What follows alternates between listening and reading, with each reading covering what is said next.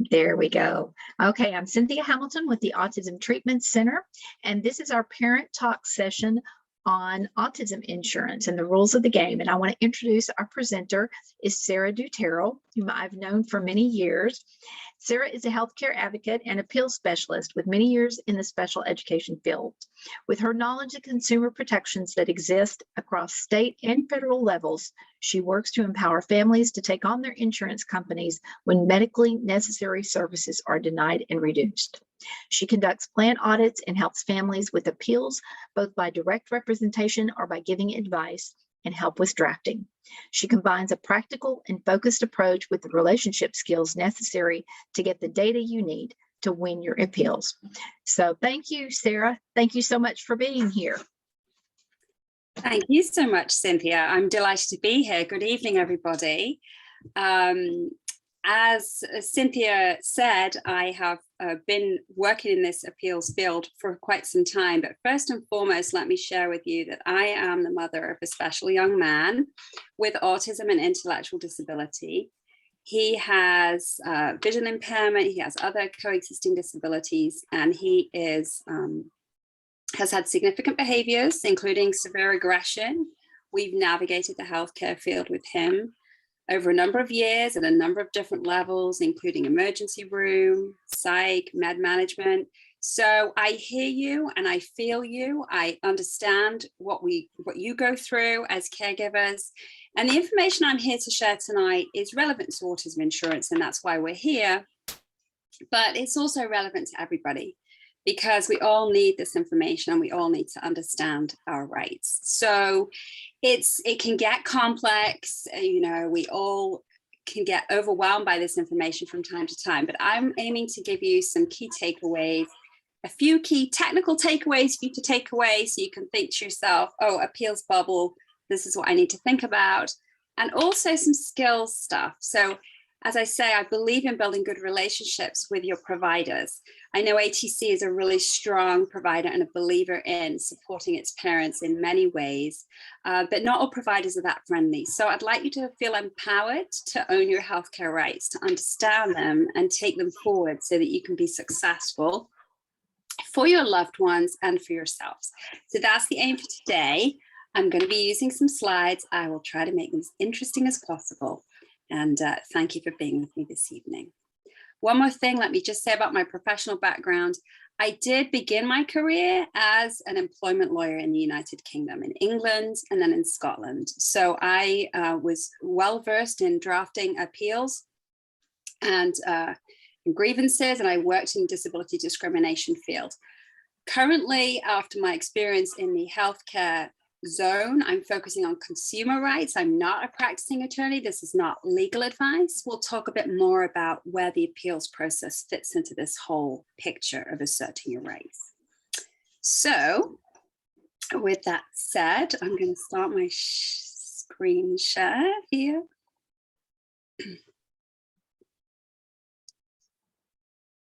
Okay. And away we go. Let me minimize myself. Okay, so that's our introduction, all done. And this is what we're here to discover. So what are the rules of the game?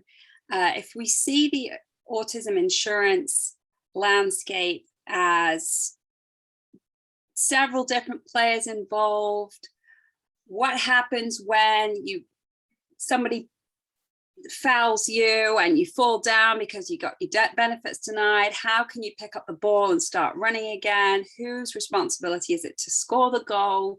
That's what we're here to discover. And as I say, use this information, take it and embrace it in all your healthcare, because most of it is relevant to every aspect of our healthcare.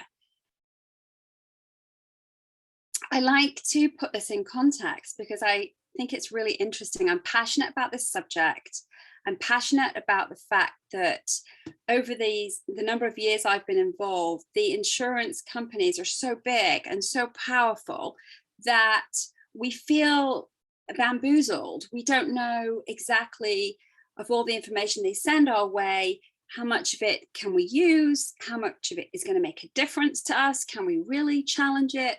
And I think that's partly because under the healthcare system, when we go to see our doctor or provider, like the picture there on the right, we are relying on them. They're ethically bound to tell us how to fix our health, and they are licensed to do that, and we rely on them and we listen to them.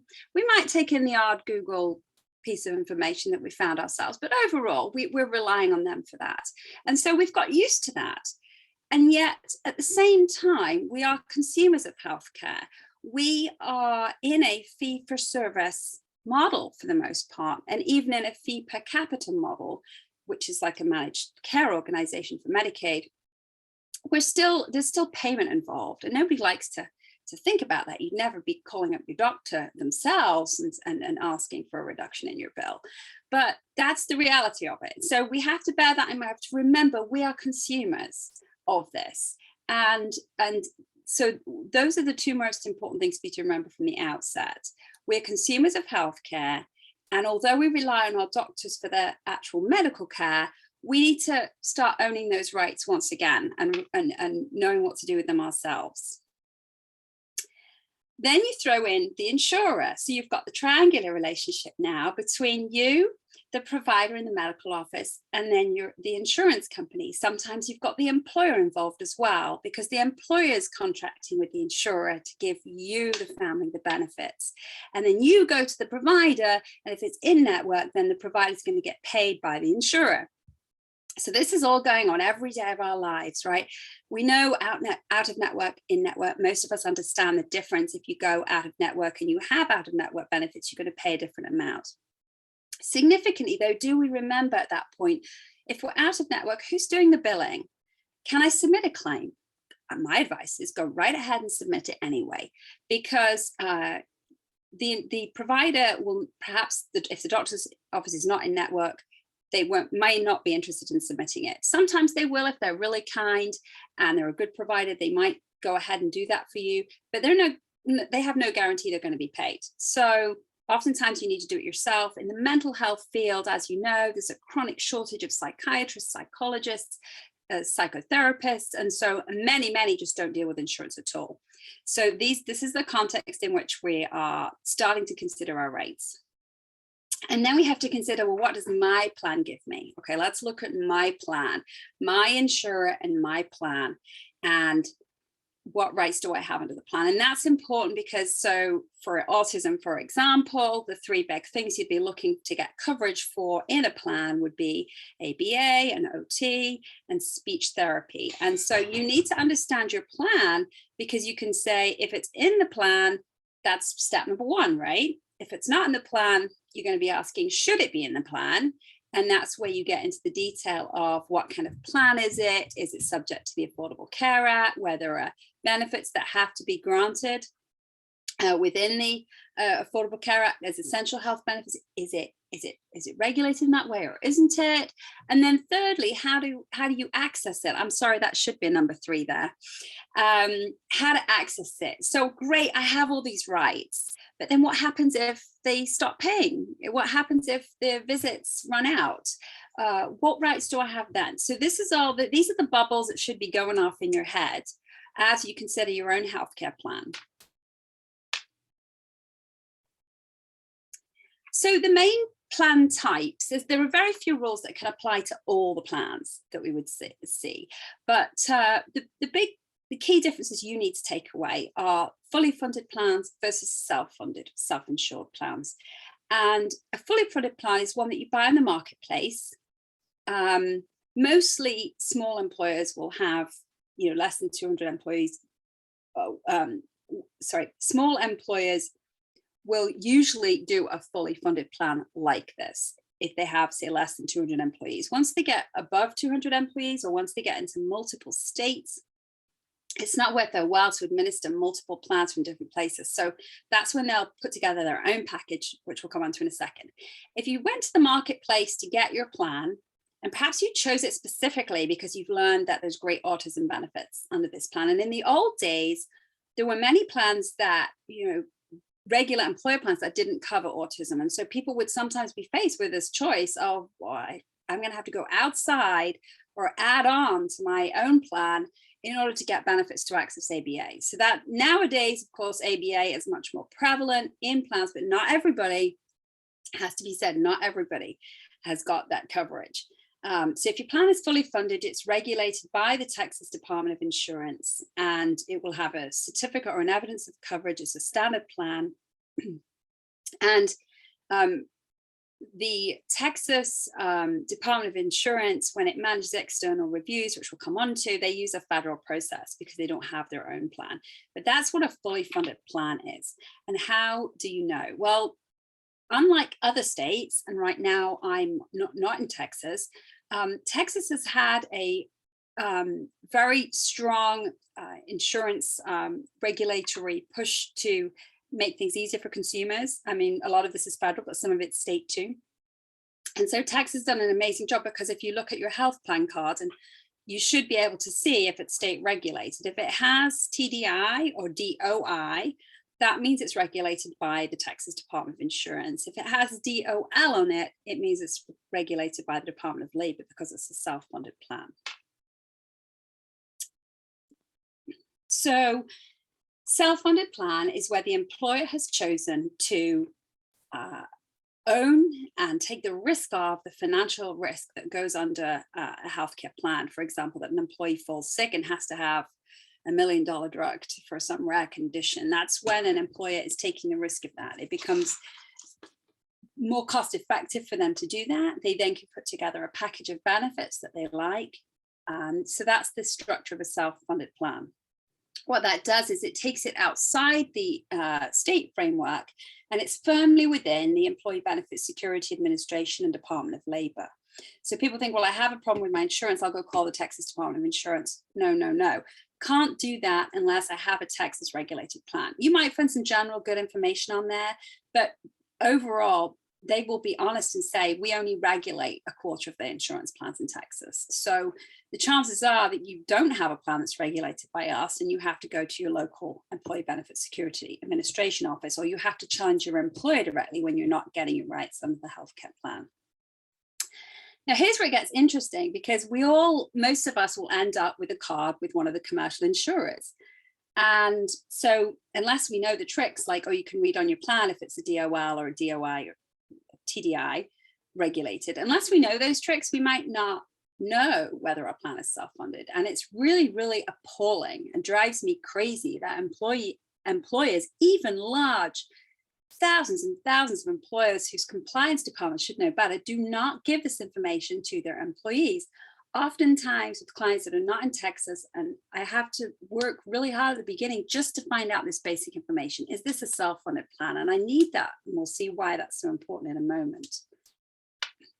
Self-funded plans may opt out of federal protections. They may pick and choose their benefits. They do not have to give the essential benefits that the Obamacare Affordable Care Act stipulated, and which must be in the marketplace plans. Those employers can say, no, I'm not going to give it. Of course, many of them do now give benefits. And if they do offer mental health, behavioral health, autism benefits, then they are subject to parity for the most part. They may opt out of federal protections like parity, but some governmental ones will be bound by parity, and that will mean they'll have to treat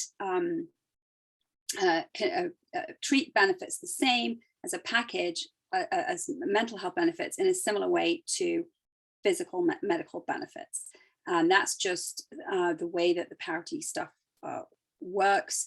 It can get quite complex, and it always depends on the individual terms of the plan, but that's the idea of, should I be able to access a benefit, that you need to be considering. Other types of plans, TRICARE has its own plans. There's the federal employee benefit plan, and then there's also non-federal government plans. And here in the Northeast, it's appalling to find that a lot of these collectively bargained non-federal government plans, union negotiated plans, are still excluding autism, when there's so much progress on the commercial large employer plan front to then have this not available and say there's no coverage for autism there. It's still quite a tough pill to swallow when you're in the special needs world, and you all are, so you understand that. So just to recap, this is important because you need to know whether the coverage you want is in the plan. Now, we're talking today about autism, but it could tomorrow be a particular type of therapy for something else, or it could be that you're directed to a formulary and you want a particular medication. Should it be in the plan is the essential health benefits, which you must get if you're in a marketplace plan, and the same parity, you must have mental health conditions treated the same or similar to physical health conditions if you have a marketplace plan. And then the appeals and complaints process, and this is where we're going to focus our attention right now. What happens when things go wrong? What happens when I get that denial? What happens when they tell me I only need, or my son only needs 10 hours a week of ABA versus 24? These are big life-changing things. And that's how we understand what our rights are and what we can do about it once we know what plans we have. So let's get on to what an appeal is and how that fits into the whole process. So we know that if you have a complaint against a party and you have a legal ground of action, you take your case to the highest court in the land and they will decide, and that's it. And then they'll go to the next appeal, and then eventually go to the next appeal, and you get to the top. So that kind of appeal we've all heard of, right? That's the one that goes all the way to the Supreme Court of the land, and then after that there's no more appeals. That's it. So we understand that concept, but what I'm talking about here is an appeal in a consumer rights framework that happens when a decision has been made at a low level, right? It's just, sometimes it's a computer that's just saying tick box, this is covered. And then the appeal rights kick in, and these are before you get to the stage of litigation. So if you were to ever pursue litigation, a lawsuit, for example, against your employer, it's difficult to do that. It's expensive to do that. There's not a whole lot of damages available in the same way there is through the big sort of big company negligence lawsuits you get. It's not that kind of case. There's a lot at stake, a lot of risk in taking that sort of case all the way from there. So these appeal rights are designed to get your case looked at within a different framework before you get to that stage. You would still have to do them if you ever wanted to go see a lawyer and launch a lawsuit. You would still have to show that you'd done your administrative rights that you had first, your consumer framework rights. But that's where the appeal fits into it. You've had your point of service, you've had your denial, you go through the appeal process, and we'll look at the different layers of that just now. Examples of appeals that you might want to pursue, really any denial, the vast majority of them, if there's a ground for you to challenge it, then you're going to want to consider going to an appeal, at least when you've dealt with any sort of issues like the wrong code being put or the wrong date of service or the wrong location, those kind of bits and bobs that can get taken care of quickly. If you're going to appeal something because it's denied as medically necessary, it might be a therapy, it might be medication, it might be durable medical equipment. I have to say durable medical equipment is my current bugbear. I think that's the right word. I find the durable medical equipment companies that I've dealt with to be extremely unhelpful and very hungry to take the credit card for an upfront payment, and very unhelpful in resolving the matters afterwards. And like I said, I believe in relationship skills and I believe in pursuing it, and I will pursue it. And like a dog with a bone, I won't let go until I know that claim's been processed and I can really consider it and consider whether there can be an appeal.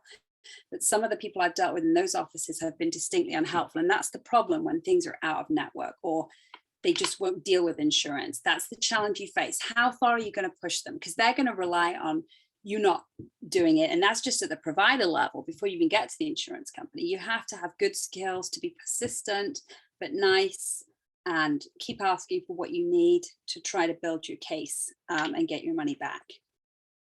An appeal may be a denied request to use a more appropriate out-of-network provider. So continuity of care, perhaps the doctor is now out of network and you still want to see that doctor, and it would be a really big disruption to your care or your loved one's care if you were to stop seeing that doctor. So in that situation, you could appeal, right? You could ask for continuity of care. and your new doctor, your existing doctor would say that this would be prejudicial to go out to this other doctor who doesn't have the specialism that I have, and you would pursue that. A single case agreement is where there is no good network or no accessible network provider, whether it's ABA or another kind of therapy or specialist service, or perhaps it's neuropsychological testing that you need. And because of all COVID and all the challenges, there's like a year-long wait list, which is the case here where I am right now, that you can't, unless you've got several $1,000s to shell out, you can't easily access neuropsychological testing out with the you can get psychological testing through your school district, but you're not going to be able to access it privately unless you're ready to pay and just go down the out-of-network route. But if you can request a single case agreement ahead of time, occasionally after the fact, but you can perhaps agree to see that one provider and get your in-network benefits. So you don't have to, you may have to shell out in advance, but at least you'll get in-network benefits back after the fact if they will accept that you shouldn't have to wait to see somebody. Appeals may be pre or post-service, pre-authorization. If you, obviously this financial stuff can build up really quickly. I completely relate to that, even with co-pays and co-insurance, even with people trying to figure out solutions for you, you can still have significant financial buildup of debt. If you were to go into debt to meet your child's healthcare needs, that would be really, really challenging. So it's best to, in that situation, apply for things ahead of time and get pre-authorization for services. But if you don't, you can appeal post-service for a denial of care. An expedited appeal is something different. An expedited appeal is something that you get if you're in a hospital setting, and an expedited appeal goes through the system very quickly and then goes out the system from an external level very quickly as well. It does require a certain amount of work on the insurance company's front, but because it's usually almost exclusively in a hospital setting, the hospital social workers and their teams would facilitate all of that.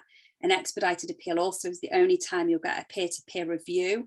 That's when your doctor, treating doctor in hospital, will talk to the other doctor at the insurance company, and they'll actually have a conversation. It's called a peer-to-peer review.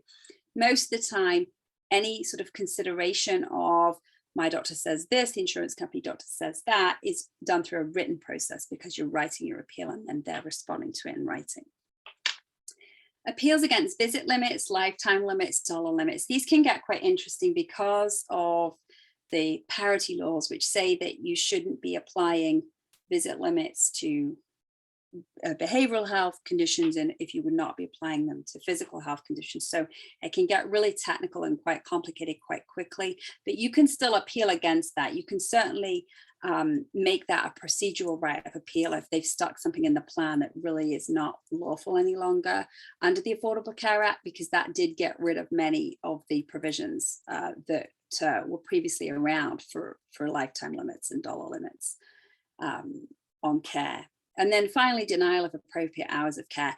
I think this is really interesting. I think this is where you really get into the need for somebody helping you and solidly moving forward with an appeal, because when you are told that your personal care hours need to go down from 25 to 10, that's going to have a huge impact on the family. And if you're in a Medicaid waiver, or you're in a Medicaid managed care organization, you're receiving personal care hours in any way, they may try to pull them back, especially if you're dealing with a young child, because they may try to say, well, you should be naturally supporting this child. It's unreasonable for us to pay for this many hours per week.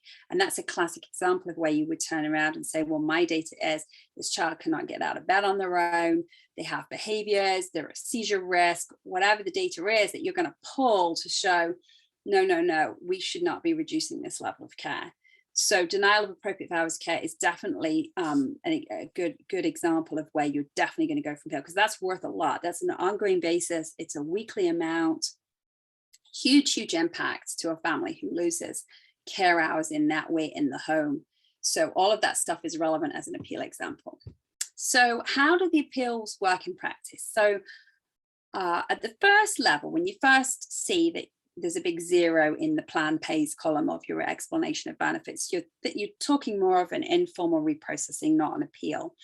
especially if you have an in-network provider. Your provider, whether it, ATC, would have a hotline or a portal that they can connect with the insurer on and just say, well, actually this was coded incorrectly, or the wrong date was put on this for some. I'm not saying that they get their bills wrong. I'm just saying that this stuff happens routinely and is routinely corrected by providers all the time. I don't like to use the word appeal for that, because I like to make sure that my clients use the word appeal when it's actually an appeal.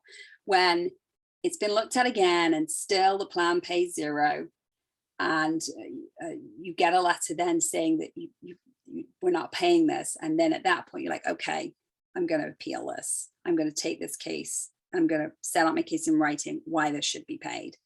So that's the formal appeal. Most plans, nearly all plans, have a stage 1 appeal. Sometimes it looks different if you're in, for example, a military plan.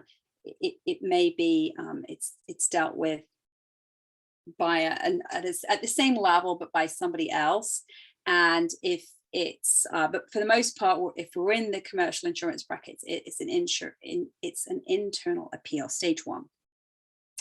Some will also have a stage 2 appeal, and I would mostly advise people to go through the process. I have had some issues with United Healthcare here locally where things have been so bad that it's been tempting to jump out and go straight to an external review. But for the most part, I urge you to just read your correspondence from the insurer properly. It doesn't matter how good your case is. If you miss the deadlines in that, you really will not have any place to go. So you follow the deadlines that they prescribe to you in their correspondence about appeals.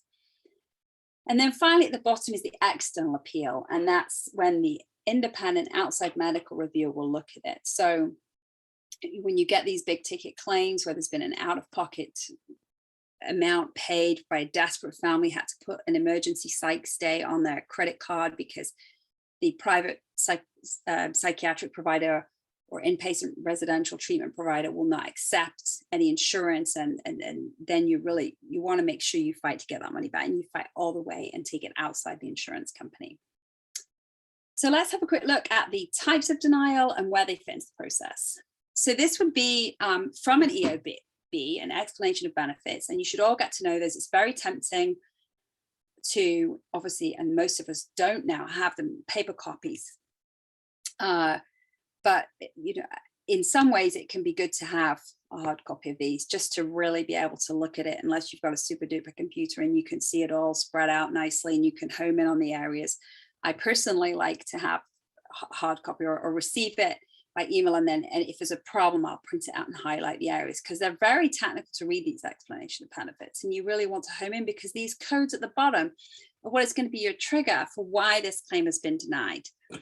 Perhaps your provider's already told you it's been denied, or perhaps you don't know that yet because their billing is a couple of months behind, say it's for OT or speech, and now you're looking and saying, okay, this isn't going to get paid.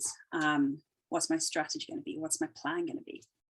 So you'll see footnotes like this that are listed here. Sometimes you can understand them, sometimes you can't. This one, for example, you're responsible for this charge. We've paid the maximum amount covered by your plan for this service. That is something you would easily be able to check and review, because that looks like it's talking about a dollar limit on a claim, and you have to see, is that okay to have that kind of dollar limit? Is that acceptable, or is that going to take us out with the bounds of medical necessity and be detrimental to my loved one? Again, when more than one therapy procedure is performed on the same day, our payment is made at a reduced rate.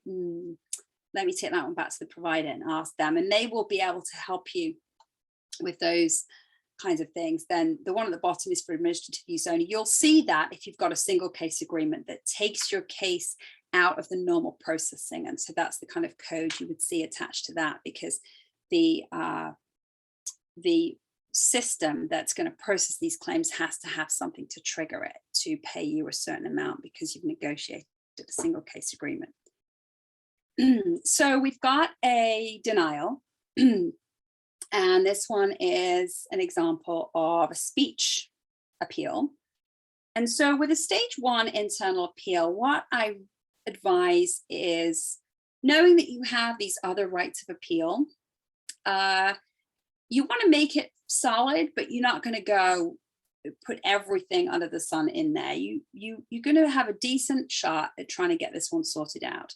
And so this is just a 2-page simple appeal. And what you do at this stage is you bring in the doctor's note saying, this is a letter saying, my child has been diagnosed with this, and have the doctor sign off on that. And that gives you the confidence that you're in the ballpark for the type of condition that you're claiming a benefit for.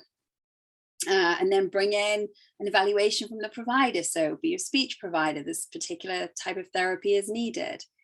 And then give the progress notes, because no matter how good your coverage, you have to show a response to treatment. If you can't show a response to treatment, then you are going to fail, because if a treatment is futile, an insurance company is going to be within their rights to say it's not working, or we've tried this for 2 years and it's not working. It's no longer medically necessary. It's not working for this person. So we're going to try to defeat that kind of thing by getting the progress notes, the evaluation. So we say the parents are attending your therapy sessions, we're learning, and we want this to continue because of the amount of progress that's been made. So that's an example. And then the second part of the letter is just like the second point, the plan coverage. Here's the plan. This is a self-funded plan. It's a covered benefit, reminding them that this particular plan covers speech at an in-network rate instead of an out-of-network rate, even though this is an out-of-network provider. And just making some clear points. There's no change in diagnosis, there's no change in coverage, progress continues to be made and is evidenced by this evaluation. Therefore, when earth, would you suddenly stop paying? I mean, that's basically what we're saying. And it was saying, if you don't pay, then explain why not. And you always have to ask them to explain, because under the Affordable Care Act, the appeal process is supposed to be very transparent. They're supposed to be giving you the documents all the time. Again, this is one of the most challenging things for me practicing in this area, because they do not give you this information, especially not patients and authorized representatives, which is what I am as an advocate. You say, this is my authorized representative. She's going to represent me in the appeal. And I would expect to get the information, but insurers don't do that. They only tend to want to deal with providers. For example, United Healthcare has providerexpress.com, and you can log in there and they'll give in-network providers access to appeal information, not really recognizing that not many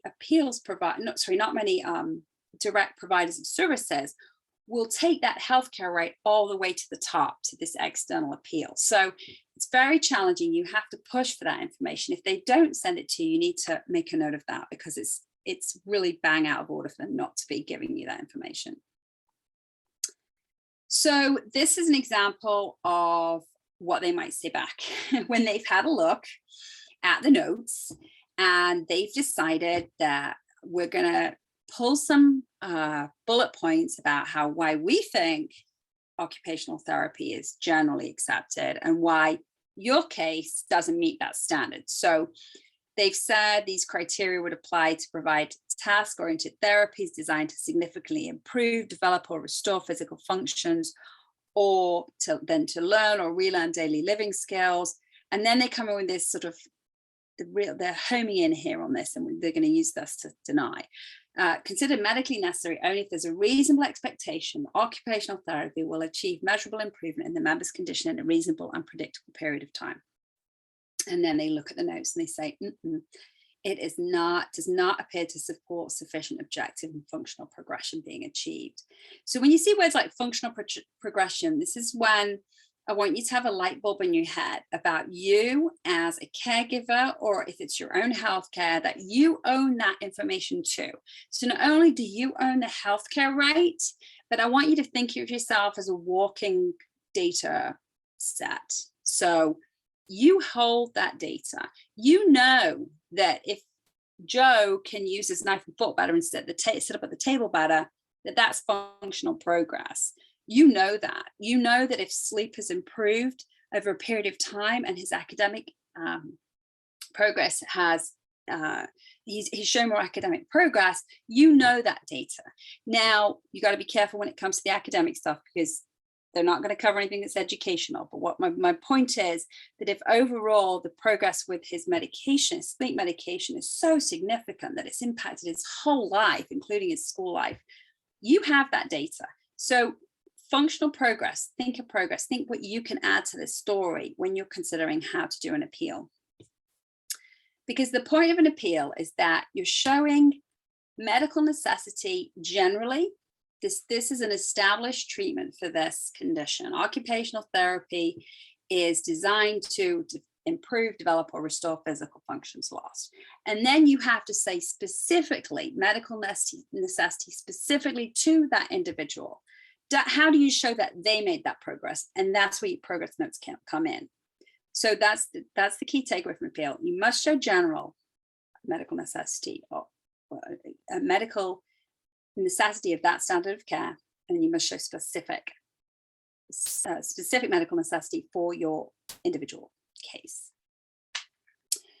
When they rely on clinical information and policy bulletins, over the last 10 years, there's a lot of progress been made on this. Things are tightening around these insurance companies. Things are becoming more standardized, especially in the mental health field for this inpatient residential mental health treatment that's necessary for people from time to time, whether or not they have an autism diagnosis. They are working to the standard acceptable practice, global standards of care, as opposed to the insurance company making up its own. If it does have its own, the first thing you would do is compare it to what's out there in a standardized way. I am able to do that through reviewing the New York State Appeals database. New York has got an advanced external review process where they publish a lot of information.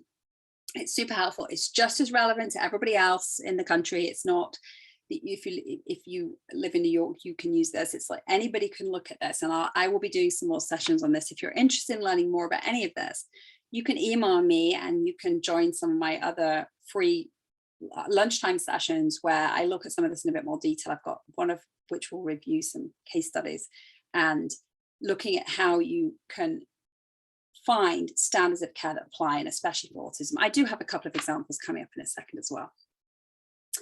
But you definitely want to make sure that the standards that they're using are up to date. And as long as it's not a Medicaid plan, Medicaid managed care gets a little bit tricky because it becomes set, because there's a presumption that if the contract has been made between Medicaid and the managed care organization, that the coverage plan is okay. It's a little bit tricky to appeal with the Medicaid plans or Medicaid managed care, but still, if it were outlandish, you would have a strong case at either an Intel appeal or at a fair hearing that things had been applied in and it had not been applied in a fair way. And then for all plans, are they being applied correctly to your individual? So this is the fresh pair of eyes. And this is what I get so excited about, because I think that having this fresh pair of eyes is so important for any kind of medical appeal. So getting your appeal to get outside the insurance company is the best thing you can do. It's the greatest chances of success. I don't want to say that the doctors that are looking at your reviews in-house when you do your internal appeals initially within Aetna or whoever it is that you're with, I don't want to say they're acting unethically. I just think that they don't have access to the right information. And they are working within a very constrained system, which is reliant heavily on artificial intelligence. That's my personal take. If you use a keyword, it will trigger certain bullet points for them to look at. That's kind of how it goes. And then they're going to click these bullet points and it's going to generate a letter of appeal denial to you. Or maybe you get it overturned at stage 1. But especially if you've got a big ticket item. And when I first had to do an external review for my son's case, this was for OT services, and I was having to sort of do a batch of them every quarter. So I would have several dates of service in one appeal, and then I would run that through the process, and then another set of claims, and then run that through the process. It was exhausting, but we won.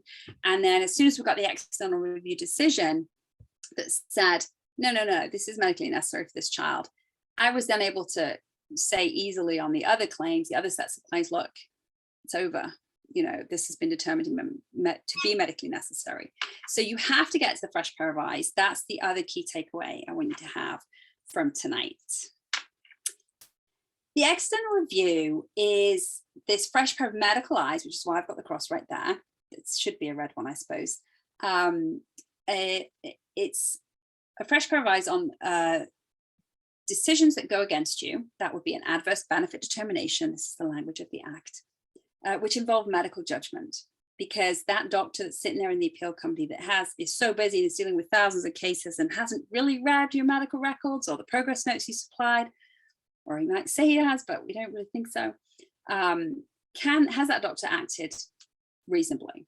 And your fresh pair of eyes, the external reviewers will absolutely look at these properly. So they can look at medical necessity, they can look at appropriateness, they can look at healthcare setting, they can look at the level of care, which was the hours I was talking about earlier. Is a benefit effective? Again, is this general medical necessity shown here, and then, or is it experimental for this kind of treatment? And then obviously you're going on to show it's specific. And then rescissions of coverage means they've stopped paying. That's still a denial. So you can appeal to external review.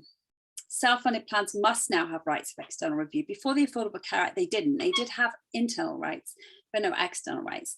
The process for self-funded plans is a bit different. They have to kind of pay for them themselves, but they still have to use approved organizations to get the claims reviewed. State regulated plans, Texas does not have a state-run external review system that is compliant with the Affordable Care Act. So that's perfectly fine. Some states don't, but they funnel it through the healthcare.gov federal appeals process. That's how you get an external review if you have a state regulated plan in Texas. And the information is on the TDI website. So just recapping on this idea of functional progress and your role in keeping the data that you need. Your provider is one party, you're another party. Together, you will gather the data you need to take your best case forward to have the greatest chances of success. Don't lose sight of that. As helpful as some providers are, many providers will help you only so far, and they really can't do the amount of time it takes to draft a really solid appeal, dotting every I and crossing every T before you elevate that case to the external review. So here's an example I've got, which is how good data was a win, as in the goal in the net, for ABA. And this is an example from, as I say, the external appeals database here in this state, which I just love it because you can pluck this information out and you could use it in your own appeals. Or at the bottom here, autism spectrum disorder is a neurodevelopmental disorder that is considered permanent, and there are many associated deficits with this disorder. Therefore, treatment is complex and it is medically necessary to have ongoing treatments. It typically requires a long duration and requires intensive, structured and supervised treatment, which ABA can provide. So imagine that you take that and you stick that in your appeal, right? That's your general necessity. And we know now that this is acceptable. This is an acceptable form of treatment. 10 years ago, you would have to fight to show it wasn't experimental, but now that's all home and dry. And then of course, you're going into the individual and you look at the individual goals of the treatment from the provider. And this would be the goals of treatment included improving communication and adaptive functioning, decreasing maladaptive behaviors and improving independence and daily skills. Well, the well-trained BCBAs are writing just such evaluations and just such goals, and they know, and that's why they can work with you on some of this stuff, because they can write the goals and they're going to professionally do that within their own practice guidelines. If you've got something like aggression, obviously that's a big ticket item that is going to need a lot of help for individuals to it's going to be justified as very easily justified as a goal for an individual with autism. On the other side, this is a patient who didn't have the data and therefore didn't have a case. So here we are. There's a great statement here in the middle saying specifically individuals diagnosed with autism have been shown to exhibit improved functional communication abilities, which in turn improve their social abilities, academic abilities, and their individual quality of life. However, no documentation was provided by a speech language pathologist. indicating his current speech and language functioning level. Furthermore, there is no clear information of daily impact experienced by the patient. And then at the bottom, they couldn't find medical necessity because there was no information available to them. If they have nothing to hang that on, then if you don't give them anything, then you're not going to win. That's straightforward. So when you're drafting your appeals, remember to know anything that they do wrong as part of the process. I think it's important to do that because say you try to go through the appeals process and they block you, and it happens, they stonewall you. It's happened to my clients and it's very frustrating. Well, then you immediately are considering complaint route, whether it's to Texas Department of Insurance for estate plan or through the Department of Labor and the Employee Benefit Security Administration. If you're okay with doing that from the point of view of getting your employer leaned on to come up with the goods with your appeal process, then I highly recommend it, because although the Department of Labor has not got the same powers as the Department of Insurance to fine insurance companies practicing in the state and give them other penalties, the Department of Labor can still have functional discussions with your employer, especially if it's a big employer, and say, look, you're really not in compliance here. You should be giving this person their appeal rights. So I wouldn't rule it out at all. When you are drafting your appeal, enclose the letters of medical necessity and quote them just in case the letter got detached for any reason or got lost in the electronics. Pick the big points out and put them in the letter as well. Make it really easy for the person reviewing it to give you your appeal. Keep the emotion out. They don't care if your dog just died or whatever's happened in your family or the rest of the stress. We know that. I understand how challenging that can be when you're trying to take care of your own healthcare needs and your loved one.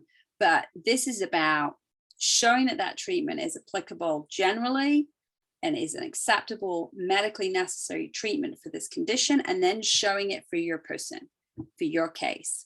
And then always finish by saying the insurer failed to act in the best interest of the insured. Because if there's any doubt, if the reviewer is on the fence and it really is shown that it was not in the best interest overall, this allows them to put it over the finish line, that they can say it was not in the best interest. So you're really trying to max out all of your arguments.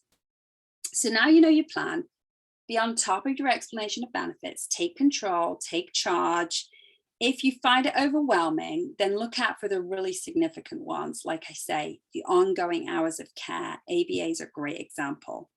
Check the claim basics to make sure that things are correct. And if you can have your provider help you with that easy stuff, have them go ahead and do it. Know your network status. It is always on you. And I can tell you, you can actually do quite well, because if you want to get a single case agreement, you only have to look at the website for the insurance company to see that the network information is probably out of date. You start calling those people and you'll find not taking new patients. Oh, I'm sorry, this is an adult, this is not pediatric. You can use that information to your advantage. Next year, there's going to be some changes in the law where, as I say, they're tightening the screw around the insurance company. They're going to have to be more transparent about the information that they have regarding their network status, and they're going to be required to be up to date. And hopefully, the state departments of insurance will police this, because what's happened recently, as things tighten around the insurance companies, they're supposed to be publishing pricing, right? We're supposed to be able to go and see, if I need a hip replacement at this hospital, how much is it going to cost versus this hospital? Well, investigations have found that insurance companies are publishing this in really obscure places on their websites, and they're embedding it with some special code that you can't get to it unless you went through certain hoops in a certain way, and then you'd find the information. That is how tricky they can be.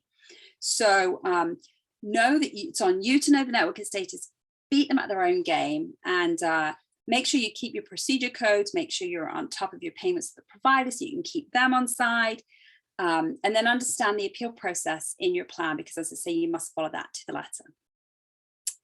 Technical takeaways: check the reprocessing, follow the timelines, get a contact in the insurer if you can. Occasionally, if you've got a really complex matter, or perhaps you've won an appeal and things should be all sorted, but suddenly they're being paid at the old rate again, try to get a contact with the insurer if you can, and try to manage that relationship so they can just jump on these non-payments and solve it for you.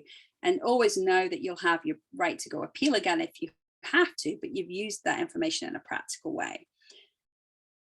If you have a self-funded plan, again, consider getting a contact at HR. That's not that you want your HR department to know all your business and all your medical issues going on. But what you're saying is that this insurance company is not stepping up to the plate. And remember, if it's a self-funded plan, the insurance company is selling this plan to the employer on an annual basis. And so you could just nonchalantly say, well, I'm having some trouble getting this processed in the right way. I'm wondering if we could set up a conference or maybe a weekly chat about this until we get it resolved. And, once you get that employer on side, they don't have to read into the detail of the case. They don't have to see your medical notes. They can just check in, and suddenly, miraculously, the issue could be resolved. That's particularly true when you've won an appeal and you're trying to get the things processed in the right way, and the computer is just spitting them out the wrong way.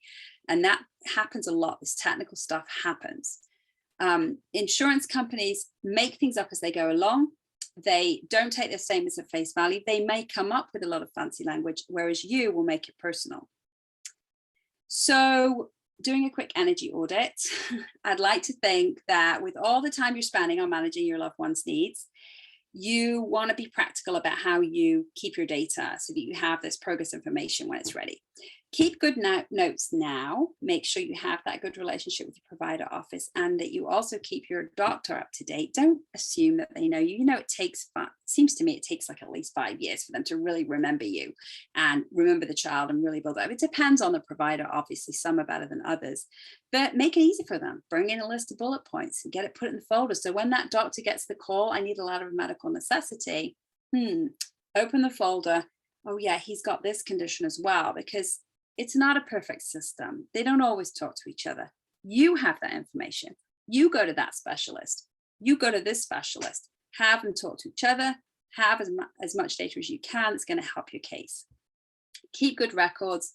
Again, strategic ask, that's what I just said about the making sure that the doctor's got the bullet points that he or she needs. Stay calm in the storm. A great app I use, and I've been showing this today on another presentation, is called Day One. And I use that to take my son's daily notes from school, take a quick picture, shows good day, bad day. I would do medication changes in that. If we had a significant behavior, I would take a picture of that and include that so that I had a record. And then when I was applying for services, I would have evidence of our behavioral needs. Wasted energy, over emotional wording, must keep it to the facts at hand. Insurers with a bad reputation, that can be tough. But as I say, there are some insurers, if you were to approach me and you had a right to go straight to an external appeal and essentially skip a stage 2 of the process, there'll be somewhere I would say, let's do it. But you're making that decision on your own. I would advise you to go through the process that they set out for you. Expecting too much of call center staff, it's a new person every time. I understand you're completely losing your mind on this because you get through to somebody else and they don't know, they can't find the file.